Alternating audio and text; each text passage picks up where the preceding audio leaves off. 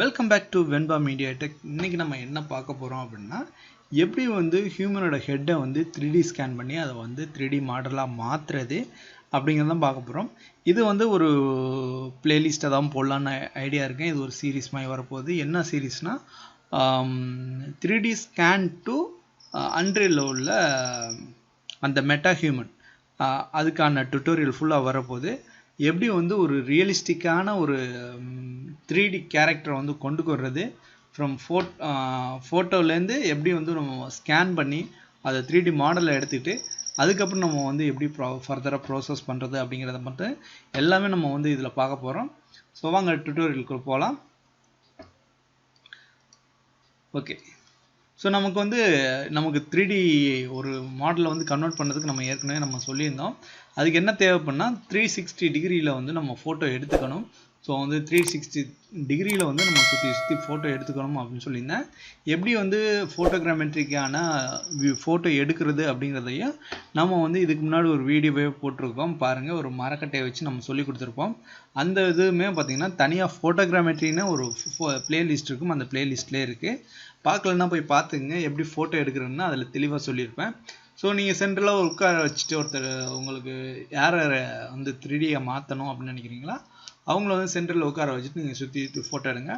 நான் வந்து இன்றைக்கி வந்து என்னோடய அப்பாவை உட்கார வச்சு அவர் வந்து நான் வந்து ஃபோட்டோ எடுத்திருக்கேன். ஸோ அவரை தான் இன்றைக்கி வந்து 3D மாடலாக வந்து கன்வெர்ட் பண்ண போகிறோம். ஸோ ஓகே, நம்ம வந்து நம்மகிட்ட சோர்ஸ் இமேஜ் எல்லாம் இருக்குது. ஓகே, வாங்க சாஃப்ட்வேரில் போய்ட்டு நாம் இது பண்ணலாம். ஸோ நான் யூஸ் பண்ணுறது வந்து 3DF Zephyr அப்படிங்கிறது வெர்ஷன் 6.5. ஸோ உங்களுக்கு இந்த சாஃப்ட்வேரை பற்றின மேலும் டீட்டெயில் வேணும்னா நம்ம டெலகிராம் சேனலில் வந்து என்னோட காண்டாக்ட் பண்ணுங்கள். ஸோ மேலும் தகவலை நான் தெரிஞ்சுக்கலாம். ஓகே, இதில் நம்ம என்ன பண்ணணும் ஃபர்ஸ்ட் பார்த்தீங்கன்னா, இங்கே ஃபைல் எல்லாமே இருக்கும். இதை பற்றின இன்ட்ரோ வீடியோ ஃபுல்லாகவே நான் வந்து அந்த ஃபோட்டோகிராமெட்ரி அப்படிங்கிறத பிளேலிஸ்ட்லையும் போட்டிருக்கேன் இந்த சாஃப்ட்வேரை பற்றி. அதை பார்த்துக்குங்க. ஸோ நம்ம ஃபஸ்ட்டு என்ன பண்ண போகிறோம்னா ஒர்க் ஃப்ளோவில் தான் பண்ண போகிறோம். ஸோ நியூ ப்ராஜெக்ட், நெக்ஸ்ட் இங்கே போயிட்டு நம்ம வந்து இது எல்லாத்தையும் செலக்ட் பண்ணி இங்கே கொண்டாந்து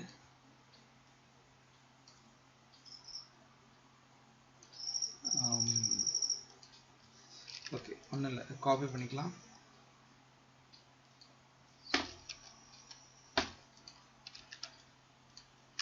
எல்லா ஃபோட்டோயுமே நம்ம இம்போர்ட் பண்ணிக்கிறோம். உள்ள ப்ளஸ் ஐக்கனை செலக்ட் பண்ணி என்கிட்ட 66 இமேஜ் இருக்குது. நெக்ஸ்ட் கொடுக்குறோம். நெக்ஸ்ட் இது எல்லாமே டிஃபால்ட்டாகவே இருக்கட்டும். நெக்ஸ்ட் ரன் கொடுத்தீங்கன்னா எக்ஸ்ட்ரா திங்க் பாயிண்ட்ஸ் இருக்கும். ஸோ இது கொஞ்சம் டைம் எடுத்துக்கிறோம். நான் பாஸ் பண்ணுறேன். ஓகே, இப்போ பார்த்தீங்கன்னா நமக்கு வந்து ப்ராசஸ் ஆகிடுச்சு. நமக்கு எவ்வளோ இமேஜ் எடுத்துருக்குன்னு நமக்கு வந்து இங்கே காட்டுது. ஸோ 55 ஃபோட்டோ தான் எடுத்திருக்கு நமக்கு 66 ஃபோட்டோவில். ஸோ இதில் எப்படி வருதுன்னு பார்ப்போம். ஃபினிஷ் கொடுத்துறேன். இப்போ பார்த்தீங்கன்னா நமக்கான க்ளவுட் பாயிண்ட்ஸ் வந்து ஜென்ரேட் ஆகிடுச்சு. இப்போ நம்ம என்ன பண்ணுவோம், மறுபடியும் ஒர்க் ஃப்ளோ போய்ட்டு 3D மாடல் ஜென்ரேஷன் கொடுத்துங்க. அதே மாதிரி ப்ரீசெட்டு வந்து எதையுமே மாற்றாங்க, டிஃபால்ட்டாகவே இருக்கணும். நெக்ஸ்ட் கொடுத்துட்டு நெக்ஸ்ட் கொடுத்துட்டு ரன் கொடுங்க.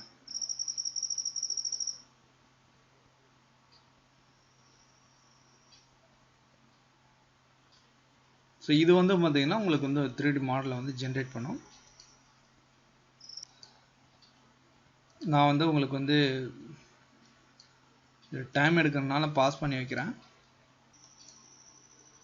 இப்போ நமக்கு வந்து மாடல் வந்து 3D மாடல் வந்து ஜென்ரேட் ஆகிடுச்சு. பார்த்தீங்கன்னா ஃபினிஷ்னு வந்துச்சு. நம்ம ஃபினிஷ் கொடுத்தோம்னா நமக்கு மாடல் வந்து ஜென்ரேட் ஆகிடுச்சு. ஸோ நமக்கு வந்து சுற்றி பார்த்தோம்னா நமக்கு வந்து மாடல் தெரிஞ்சிடும். ஸோ இந்த மாதிரி எக்ஸ்ட்ரா உள்ள டீட்டெயிலாம் நம்ம இங்கே கரெக்ட் பண்ணி எடுத்துக்கலாம். ஸோ அதுக்கு நம்ம என்ன பண்ணணும்னா ஸோ செலெக்ஷன் டூல் எடுத்துகிட்டு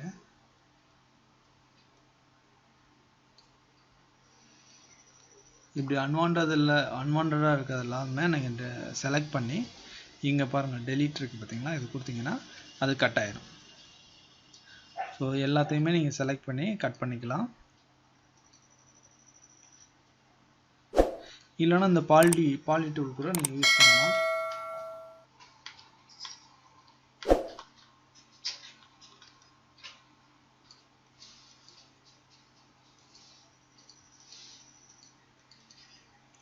ஸோ இது மாதிரி உங்களுக்கு அன்வான்டாக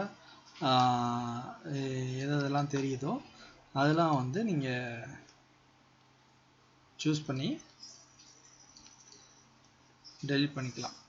இல்லைங்கிற பட்சத்தில் நீங்கள் மாயாவில் போய் கூட நீங்கள் வந்து இதெல்லாம் வந்து டெலிட் பண்ணிக்கலாம். ஸோ நம்ம அடுத்ததாக வந்து நம்ம என்ன பண்ண போகிறோம் அப்படின்னு பார்த்தீங்கன்னா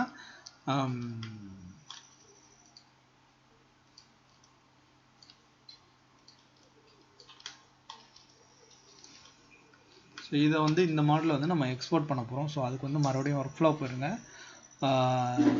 டெக்ஸ்சர் மெஷ் ஜென்ரேஷன் கொடுத்தீங்கன்னா இதில் வந்து டெக்ஸ்சரோட மெஷ் வந்து ஜென்ரேட் ஆயிரும். ஸோ அதுக்கான இது ஓகே. இப்போ பார்த்தீங்கன்னா நமக்கு வந்து டெக்ஸ்சர் வந்து ஜென்ரேட் ஆயிடுச்சு மெஷ்ஷோட. ஸோ டெக்ஸ்சர் மெஷ் ஜென்ரேஷன் வந்து முடிஞ்சிருச்சு, ஃபினிஷ்னு வரும். ஸோ இதை வந்து கிளிக் பண்ணிங்கன்னா ஃபினிஷ் ஆயிரும். இப்போ இது பார்த்தீங்கன்னா உங்களுக்கு மெஷ் வந்து டெக்ஸ்சரோட வந்து ஜென்ரேட் ஆயிருக்கு. அடுத்தபடியாக நம்ம என்ன பார்க்க போகிறோம்னா அதே மாதிரி ஒர்க் ஃப்ளோவில் போனீங்கன்னா ஜென்ரேட் அண்ட் எக்ஸ்போர்ட் நார்மல் மேப்னு இருக்கும். ஸோ இது நமக்கு வந்து இது நம்ம இப்போதைக்கு தேவையில்லை. நம்ம என்ன பண்ணணும்னா அடுத்ததான் இங்கே போய் எக்ஸ்போர்ட் இருக்கு பார்த்தீங்களா, எக்ஸ்போர்ட்டில் போயிட்டு எக்ஸ்போர்ட் டெக்ஸ்சர்டு மெஷ்னு இருக்கும். ஸோ இது கிளிக் பண்ணுங்கள். ஸோ இது கிளிக் பண்ணிவிட்டு என்ன ஃபைல் ஃபார்மேட்டில் வேணுமோ உங்களுக்கு வந்து செலக்ட் பண்ணிக்கோங்க. நான் ஓபிஜியை செலக்ட் பண்ணுறேன், எனக்கு பிஎன்ஜி இருக்கட்டும். ஸோ ஓகே, எக்ஸ்போர்ட் நார்மல் நமக்கு தேவையில்லை, நம்ம எக்ஸ்போர்ட் கொடுக்குறோம். எக்ஸ்போர்ட் கொடுத்துட்டு டெஸ்க்டாப்பில் வந்து டெக்ஸ்சர்டு மெஷ் வந்து நம்ம வந்து சேவ் பண்ணுறோம். ஸோ கொடுக்கும்போது நமக்கு வந்து எக்ஸ்போர்ட்டிங் வந்து ப்ராசஸ் நடந்து அதுக்கப்புறம் வந்து நம்மளோட 3D மாடலுக்கு வந்து ஜென்ரேட் ஆகி சேவ் ஆயிரும். நமக்கு டெக்ஸ்சர்டு மெஷ் வந்து நமக்கு வந்து எக்ஸ்போர்ட் ஆயிடுச்சு. இப்போ நம்ம வந்து அதை போய் பார்ப்போம். ஸோ இங்கே பார்த்தீங்கன்னா நமக்கு வந்து டெக்ஸ்சர்டு மெஷ் வந்து இதாகிடுச்சு, எக்ஸ்போர்ட் ஆகிருக்கு. இதுமாதிரி பார்த்தீங்கன்னா நமக்கு கரெக்டாக வந்து அந்த டெக்ஸ்சருமே நமக்கு இது கூட வந்துடும். ஸோ நம்ம வந்து அதுக்கு தான் நம்ம க்ளோஸ்அப்பில் நம்ம ஃபோட்டோ எடுக்க சொன்னதுக்கு என்ன காரணம்னு பார்த்தீங்கன்னா இந்த மாதிரி டீட்டெயிலான இடத்துல வந்து நமக்கு வந்து க்ளோஸ்அப் ஷாட்டில் வந்து டெக்ஸ்சர் அப்ளை வந்துடும். அதனால தான் சில க்ளோஸ்அப் ஷாட்டும் நம்ம கண்டிப்பாக எடுத்துக்கணும். இப்போ இதை ஓப்பன் பண்ணி பார்ப்போம். இந்த ஓபிஜே ஃபைல் வந்து ஆனால் இது வந்து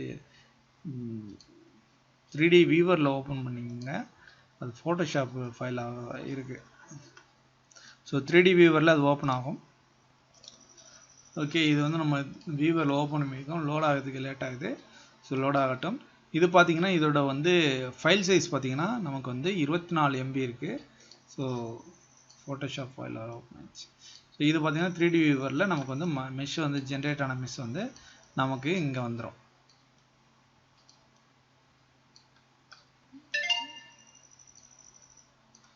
ஓகே, நமக்கு வந்து வந்துருச்சு ஜென்ரேட் ஆன மெஷ்ஷு.